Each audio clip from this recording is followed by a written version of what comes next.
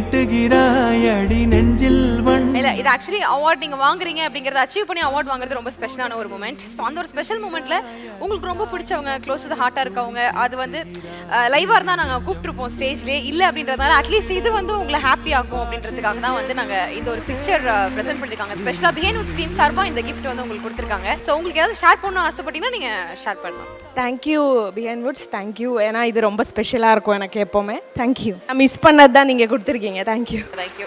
S and this is for you and உங்களோட blessing உங்களுக்கு எப்போவுமே இருக்கும். கல்யாணம் ஆகி 3 வருஷம் ஆக போகுது. ஒரு வீலாக் கூட போட்டதில்லை, ரொம்ப கூச்சமாக இருக்கும் வீடியோலாம் எடுக்கிறதுக்கு.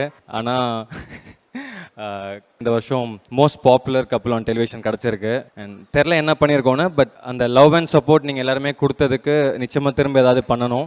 லாஸ்ட் இயரில் என்னோட பர்த்டேலேருந்து ஷபு ஸ்டார்ட் பண்ணியிருக்காங்க. லைக் எவ்ரி மந்த் வந்து ஆர்ஃபனேஜ் போயிட்டு அவங்களுக்கு ஒரு டைம் ஃபுட் கொடுக்குற மாதிரி.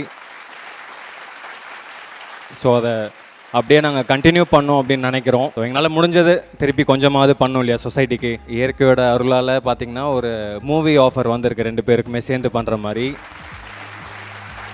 ஸோ ஆல்மோஸ்ட் ப்ராசஸ் ஆயிடுச்சு. நிச்சயமாக உங்களோட பிளெஸிங்ஸ்னாலையும் அது நிறைவேறணும் அப்படின்னு நான் கேட்டுக்கிறேன். Thank you so much. கிரேட். அப்போ கூடிய சீக்கிரத்தில் மூவியில் எதிர்பார்க்கலாம் இல்லையா?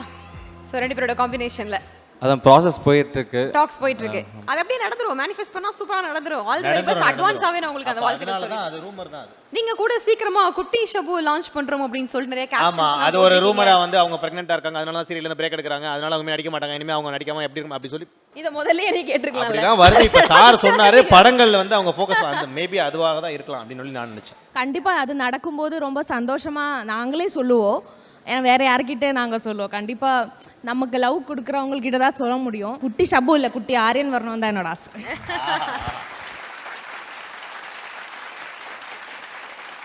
சரி, கண்டிப்பா நடக்கும்போது சொல்லுவாங்க. ஸோ அதனால அவங்களே வந்து உங்ககிட்ட தான் சொல்ல போறாங்க.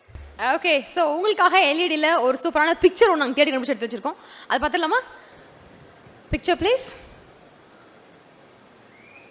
இல்லை இது வந்து நானே சொல்கிறேன். நாங்கள் 2 பேரும் ஆக்சுவலி ஒன்றா ஒரு சீரியல் பண்ணுறதா இருந்தோம்.